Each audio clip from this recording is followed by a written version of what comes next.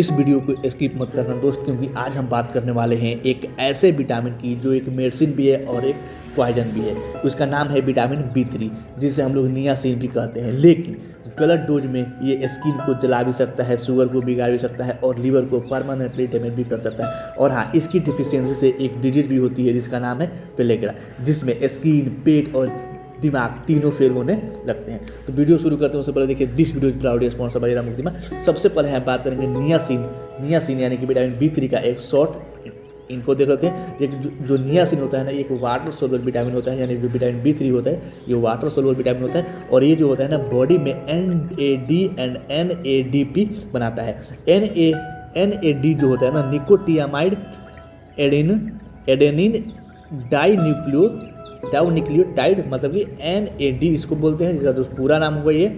और उसके बाद जो हमारा निकोटियामाइड एडेनिन डाइन्यूक्लियोटाइड फॉस्फेट, इसका जो NADP जो होता है इसका पूरा नाम होगा। ठीक है, यह जो होता है ना NAD और NADP, यह जो होता है ना हमारे बॉडी में जो होता है एनर्जी प्रोडक्शन में काम करता है और DNA रिपेयर में भी हेल्प करता है और ब्रेन, स्किन एंड डाइजेशन में भी हेल्प करता है। तो आज हम देखते हैं कि क्या होगा जब हमारे बॉडी में विटामिन B3 कम हो जाए। जब हमारे बॉडी में विटामिन D3 कम हो जाता है ना, B3, तो फिर पेलेग्रा डिजीज टाइप के होने लगते हैं, जैसे classic disease of niacin deficiency. मतलब ये जो होता है ना डिजीज पेलेग्रा, ये सबसे एक मतलब पेलेग्रा विटामिन B3 की कमी से पेलेग्रा ही होता है। ठीक है, इसका मतलब इसका जो मेन सिम्टम्स होते हैं, जैसे डर्मेटाइटिस मतलब जो स्किन हो गया, डायरिया यानी कि जो पेट हो गया, और डिमेंटिया यानी कि जो हमारा ब्रेन हो गया। ये जो होते हैं ना सीवियर केसेस में डेथ भी हो सकता है। और ये सारे सिम्टम्स होते हैं कि हमारे ब्रेन में भी इफेक्ट पड़ता है, डायरिया भी हो सकता है और डर्मेटाइटिस भी हो सकता है। ओके, यहाँ पे आप बात करेंगे दूसरा पॉइंट कि जब हमारे बॉडी में विटामिन B3 कम हो जाता है ना, तो स्किन प्रॉब्लम होने लगता है, जिसको डर्मेटाइटिस भी बोलते हैं। जैसे स्किन होता है रफ हो जाती है, डार्क हो जाती है और स्केली हो जाती है, सनलाइट में प्रॉब्लम बढ़ जाती है और नेक, हैंड एंड फेस पे क्या होता है ज़्यादा इफेक्ट ये देखने को मिलता है। उसके बाद से कुछ डाइजेशन जो होता है वो डाइजेस्टिव सिस्टम जो होता है वो भी डिस्टर्ब हो जाता है, जैसे एपेटाइट कम हो जाता है। ठीक है, और डायरिया, नोजिया, वोमिटिंग ये सब देखने को ज़्यादा मिलते हैं। और माउथ अल्सर और जो हमारी टोंग है, जो हमारी जीभ है, वो रेडनेस हो जाती है। ठीक है, उसके बाद कुछ मेंटल एंड ब्रेन पर भी कुछ इफेक्ट पड़ते हैं, जैसे इरिटेशन हो सकता है, कन्फ्यूजन, मेमोरी वीक और लॉन्ग टर्म में डिप्रेशन और डिमेंटिया भी हो सकता है।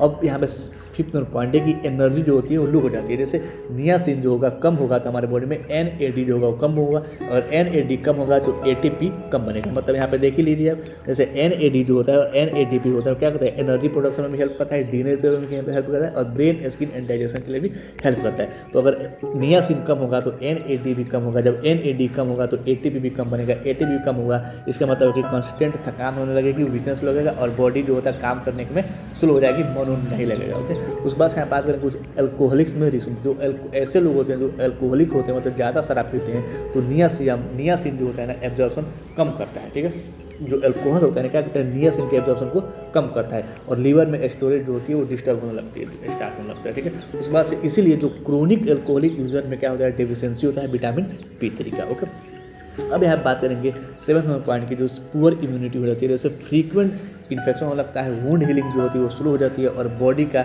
जो डिफेंस जो होता है ना, डिफेंस वो वीक हो जाता है, जो डिफेंस सिस्टम वो क्या हो जाएगा, वीक हो जाएगा। खासकर ये ज़्यादा उन लोगों में देखने को मिलता है जो एल्कोहलिक हो, जो एल्कोहल पीते हैं, यानी कि जो मुँह तोड़ पीते हैं। ठीक है, उसके बाद से हम बात करेंगे क्या होगा जब हमारे बॉडी में विटामिन B3 ज़्यादा हो जाए। जब हमारे बॉडी में विटामिन B3 ज़्यादा हो जाती है, यानी एक्सेस हो जाए, टॉक्सिसिटी हो जाए, तब देखते हैं क्या होगा। देखिए, ये मोस्टली तभी होता है जब कोई इंसान हाई डोज में सप्लीमेंट ले रहा हो। मतलब ऐसे खाना नॉर्मली खाना खाने से नहीं होगा, लेकिन अगर ज़्यादा मात्रा में आप डोज ले रहे हैं तभी आपको आपके बॉडी में विटामिन B3 जो होता है, यानी कि या फिर विटामिन B कम्प्लेक्स ज़्यादा होगा। जब हमारे बॉडी में विटामिन B3 ज़्यादा हो जाती है ना, तो नियासिन फ्लशेस यानी कि मोस्ट कॉमन होती है जैसे फेस, नेक, चेस्ट रेड हो जाता है और बर्निंग एंड ईचिंग होने लगती है और वार्म फीलिंग, जैसे गर्म वार्म फील इंसान करने लगता है। ये डेंजरस नहीं है बट अनकंफर्टेबल होता है। ठीक है, उसके बाद से जो लीवर डैमेज होता है, ये जो सीरियस रिस्क होता है लीवर डैमेज होना, कि हाई डोज में क्या होता है, लगभग 1 से 3 ग्राम पर डे लेने से क्या होता है, लीवर एंजाइम बढ़ते हैं और हेपेटाइटिस हो सकता है। उसके बाद से लीवर फेलियर का भी चांस हो सकता है। उसके बाद कुछ स्टोमक प्रॉब्लम हो सकते हैं, जैसे नोजिया, वोमिटिंग, एसिडिक पेन या फिर गैस्ट्रिक वर्सन भी हो सकता है, गैस्ट्रिटाइटिस भी वर्सन भी हो सकता है। तो गैस्ट्रिक जो होता है आपका गैस्ट्रिटाइटिस तो वो उत्तेजित हो सकता है। उसके बाद से आपका ब्लड शुगर बढ़ सकता है, जैसे इंसुलिन रेसिस्टेंस बढ़ जाता है। अगर हमारे बॉडी में विटामिन B3 ज़्यादा हो जाती है तो इंसुलिन रेसिस्टेंस भी क्या होता है, बढ़ जाता है। और डायबिटिक पेशेंट में जो शुगर होता है वो कंट्रोल, शुगर का जो कंट्रोल होता है ना वो बिगड़ जाता है। ओके, यूरिक एसिड इंक्रीज हो जाता है, जैसे गट अटैक का रिस्क बढ़ जाता है और ज्वाइंट पेन एंड स्वेलिंग हो जाती है जब हमारे बॉडी में विटामिन B3 ज़्यादा हो जाती है। तो उसके बाद से हम बात करेंगे कुछ लो BP एंड डिजीनेस की हो सकता है, जैसे विटामिन वेसोडाइलेशन होता है विटामिन B3, ठीक है। और वेसोडाइलेशन के होने के कारण BP जो होता है और गिर सकता है, चक्कर भी आने लगता है और वीकनेस हो सकती है, ठीक है।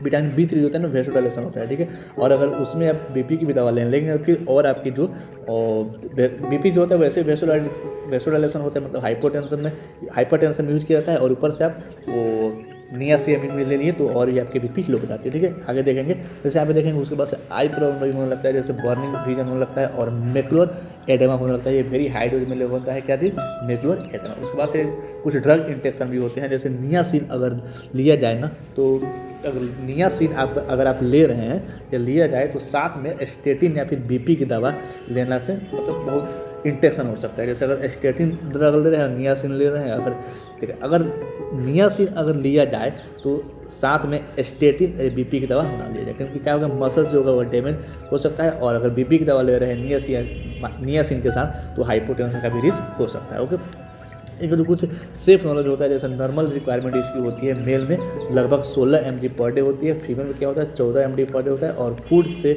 टॉक्सिसिटी नहीं होती है, जब तक आप सप्लीमेंट नहीं लेंगे तब तक इसकी टॉक्सिसिटी नहीं हो जाएगी। प्रॉब्लम तब होती है जब सप्लीमेंट ले रहे हैं और बिना किसी डॉक्टर के, बिना किसी फार्मासिस्ट के एडवाइस के। तो भाई विटामिन B3 कम हुआ तभी बॉडी धीरे धीरे टूटने लगती है, और ज़्यादा हुआ तो लीवर और मेटाबॉलिज्म डेंजर में आ सकता है। इसीलिए याद रखो मित्रों कि विटामिन हमेशा बैलेंस में ही मेडिसिन होता है। अगर जहाँ जब भी बैलेंस बिगड़ा तो जो मेडिसिन आप समझ रहे हैं विटामिन को वो पॉइजन बन सकता है, ठीक है। उसके बाद से चाहे तो ये MCQ लगा सकते हैं, जो कि कमेंट वाला सेक्शन आप में पोस्ट कर दूंगा, और जो कम्युनिटी वाला पोस्ट है वहाँ पे पोस्ट कर दूंगा।